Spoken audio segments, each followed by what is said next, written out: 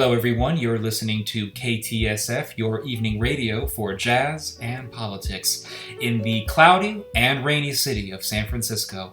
I'm your host, Michael Williamson Chantel, and tonight I really want to get into a subject that is so important for this country, and that is healing the wound of racism that goes so back into this country, goes all the way back to the Mayflower.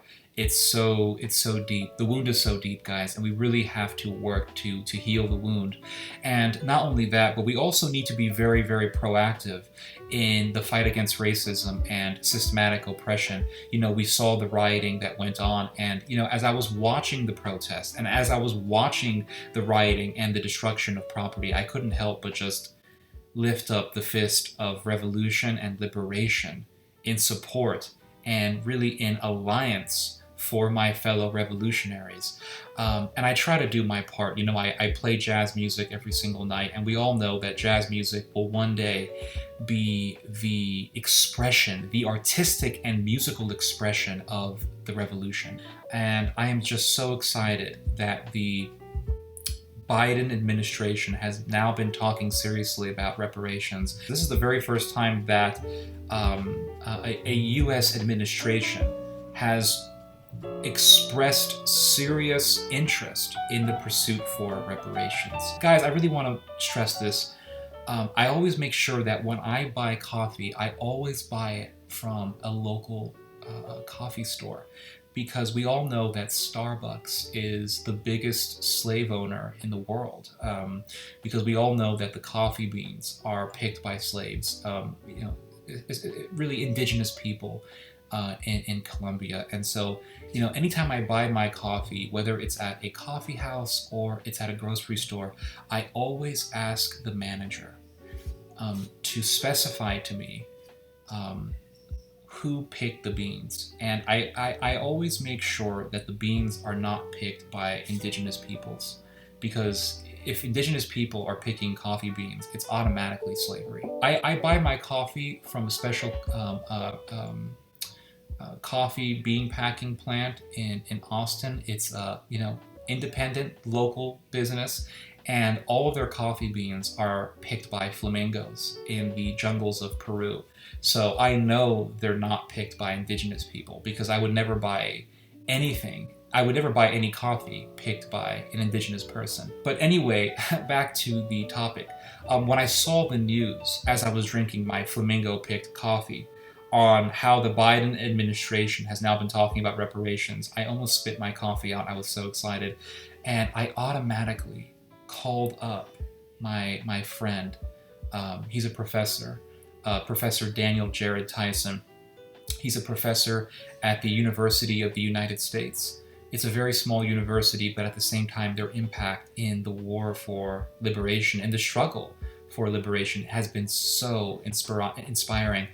And I called him up and I asked him to be on this show. And, you know, he has a very, very busy schedule, but he really took the time to be in our progressive radio station here in San Francisco.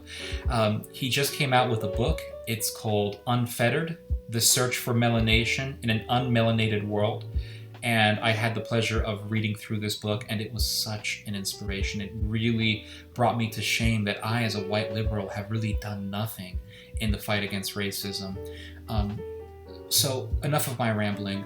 Professor Tyson, thank you so much. Thank you for having me, my brother. You talk about in the introduction of your book the importance of activism, but you stress that it's not just about activism. We have to go beyond just activism and destroying other people's businesses and property. We have to look for real government solutions in ending racism. And you talk about the importance of reparations. Just take us through that. And tell us how that looks like, what that looks like, and why it's important.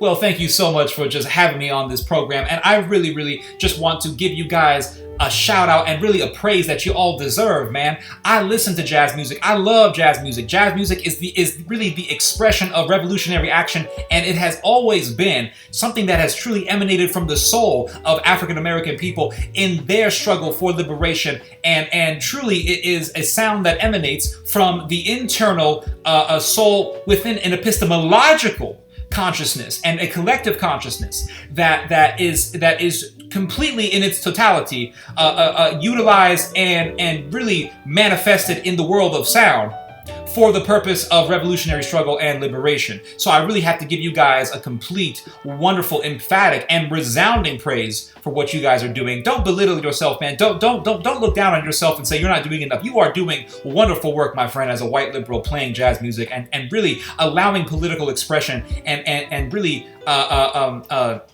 spreading political consciousness and awareness for the struggle for complete liberation and really the toppling of the tyrannical capitalist system. Anyway, buy my book, absolutely, yes. Unfettered. The title of the book is Unfettered, and the subtitle is In Search for Melanation in an Unmelanated World, because truly we live in a whitewashed society. And with that said, you asked me about reparations. So it's very, very simple. We have to take baby steps. In the history of fighting against racism, it's always been about baby steps. Baby steps, baby steps, baby steps. We started out with the Civil War. Hundreds and hundreds of thousands of white men died fighting for the Union. And that was a baby step. You know, a lot of people died. It was harsh. Yes, absolutely. It sucked. Absolutely. Yes, not going to lie. But it was a baby step nonetheless. So much more needed to be done after that. So we have the Civil Rights Act. That was a baby step. So now we have to take another baby step, and that is reparations. Reparations, y'all. And what I'm going to say is I think every American man and woman should pay $50,000 every year in federal taxes for reparations. We should have a separate treasury for reparations, and I think at a minimum, at a starting point, every black man, woman, and child should be given, at a minimum, $35,000 a year in reparations. $35,000 a year. And I think anything less than that is not going to work. This is how it's going to work. If we are truly serious about fighting against racism, destroying racism, and toppling this tyrannical capitalist system of systematic oppression, which is all about exploiting Black, brown, and indigenous folks, then we have to do this. That's a wonderful answer. It's such a great answer, Professor Tyson. Yeah, I think that we should always give what we can. We should give our fair share if we are going to be serious about ending racism. I would say $35,000 a year to every black man, woman, and child. And not only that, but every indigenous person as well. I think that would just end racism. Absolutely. It would totally end racism. And you know, you talk about reparations in your book, but you also say that we need to go beyond reparations. You talk about other policies that should be imposed and encouraged in this country. Just take us through that. What sort of policies that we can do going beyond reparations, after reparations? Well, we have to do what is necessary, and what is necessary may not necessarily be comfortable to those who have been living in comfort for thousands of years in the world of whiteness, which is really the systemic, oppressive, and endemic system that we have been living through for centuries. And this is really the system of institutionalized racism, which has been percolated throughout America, but also throughout the world as well. So how do we deal with that? How do we deal with racism? Well, as you say, reparations will get rid of racism, but I will add something to that, my brother. I will add that reparations will actually get rid of racism to a great extent and not completely.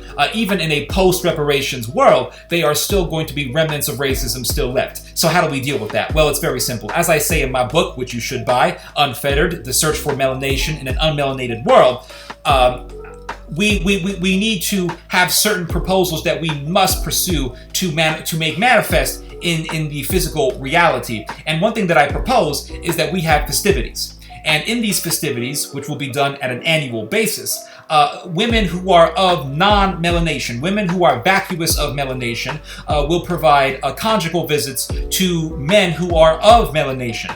This will provide what one African-American singer and really an expresser of Black genius said, sexual healing, which is actually a prerequisite to liberation in the Black experience.